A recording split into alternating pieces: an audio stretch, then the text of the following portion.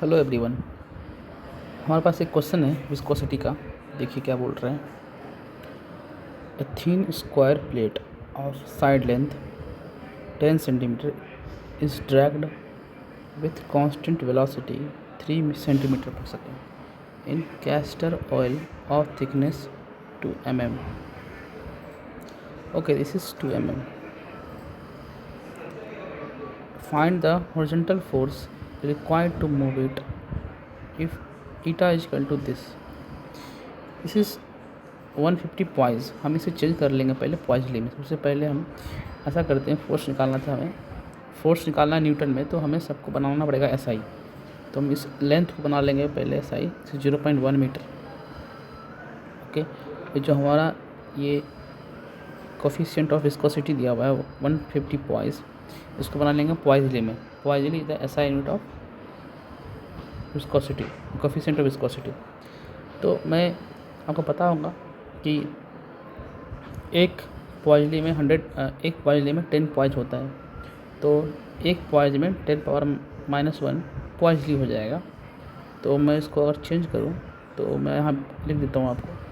तो हमें ये चेंज करने के लिए 10⁻⁻1 से मल्टीप्लाई करना पड़ जाएगा। तो यहाँ पे हो जाएगा 150, this is 15 poiseuille. This is the SI unit of coefficient of viscosity. अब हम क्वेश्चन पे आते हैं। क्वेश्चन में क्या बोला गया है कि हमें फोर्स निकालना है इस प्लेट को मूव कराने के लिए। स्क्वायर प्लेट है ये, बीच में जो प्लेट रखा हुआ है स्क्वायर प्लेट है, इसे मूव कराना है। तो आप ध्यान से देखिए तो थोड़ा समझ में अच्छे से आएगा आपको कि इस प्लेट को ये ऊपर से जहाँ टच हो रहा है लिक्विड, और हमें राइट साइड मूव कराना है, तो विस्कस फोर्स पीछे लग रहा होगा, विस्कस फोर्स है ना। और ये साइड जहाँ नीचे टच हो रहा है, यहाँ से विस्कस फोर्स नीचे लग रहा होगा, ठीक है। और हमें अगर मूव कराना है जस्ट राइट साइड, तो हमें कुछ फोर्स लगाना पड़ेगा।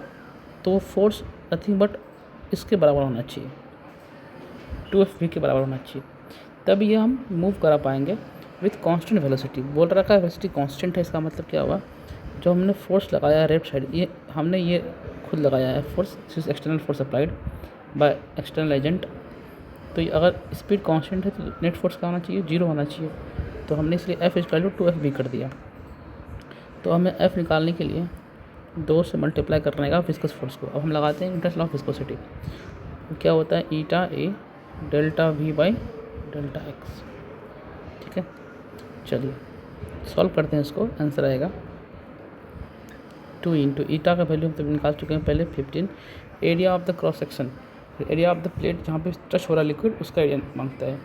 तो चूँकि स्क्वायर प्लेट है तो एरिया कितना हो जाएगा 0.1 side square delta V by delta x।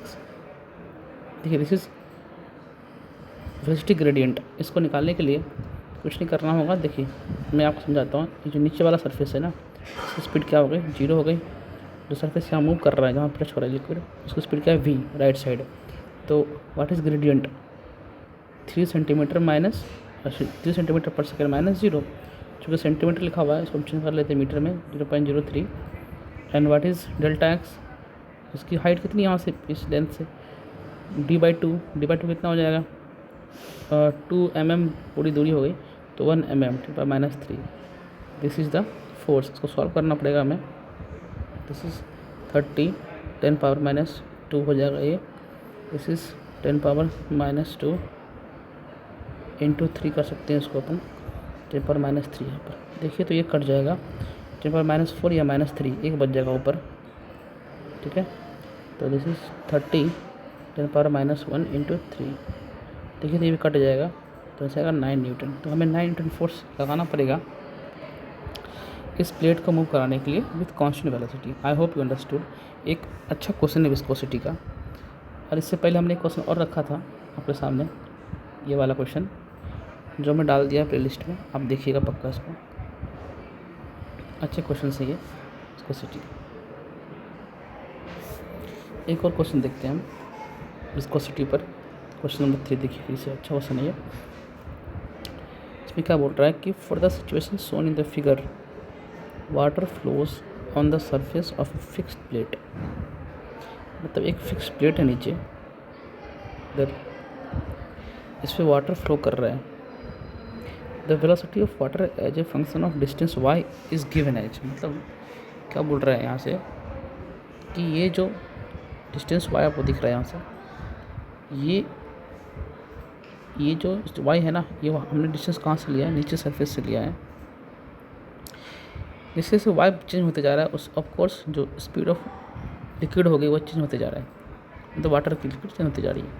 ऊपर जाने से y बढ़ रहा है, y बढ़ेगा तो स्पीड देखिए चेंज होते जा रही है, मतलब बढ़ते जा रही है स्पीड ऑफ कोर्स।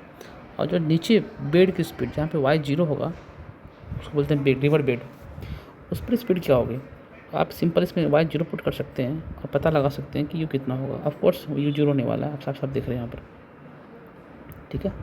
हमसे क्वेश्चन पूछा गया है, determine the magnitude of shear stress that the water applies at the base of the plate, okay, and coefficient of viscosity is given eta.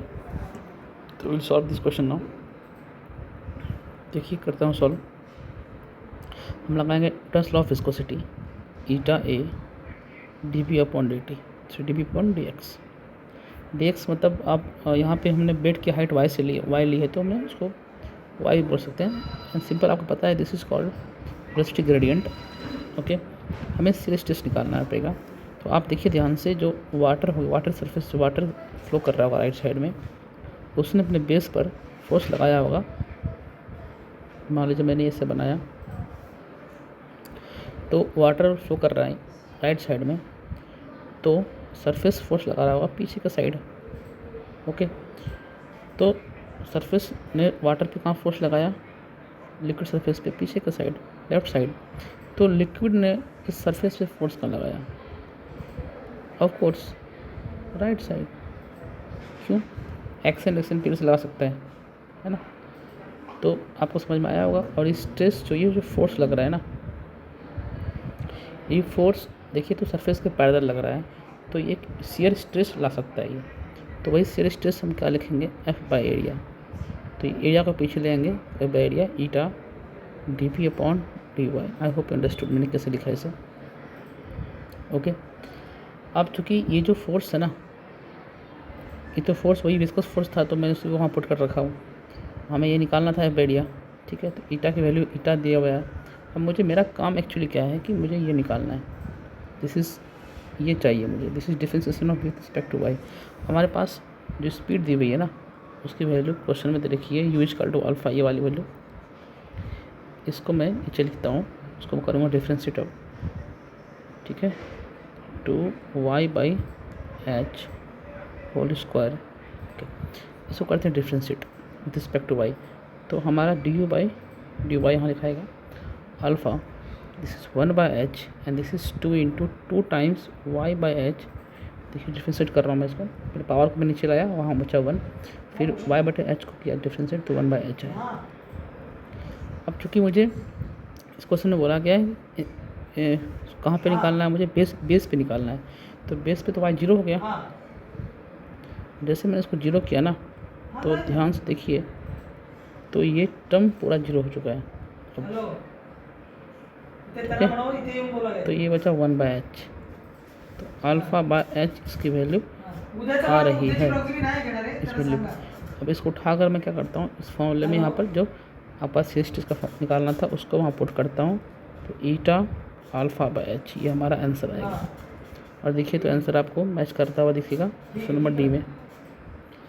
एक अच्छा क्वेश्चन था ये, ऐसा ही क्वेश्चन आपने देखा होगा, ये ऐसा ही क्वेश्चन देखिए, ये वाला क्वेश्चन है जो JEE से पूछा गया, जहाँ पे पूछा गया सिस्टिस निकालने के लिए, ये वाला क्वेश्चन लेवल को ऐसे ही मैच कर रहा है क्वेश्चन। देखिए इस क्वेश्चन से, अच्छा क्वेश्चन था। Thank you.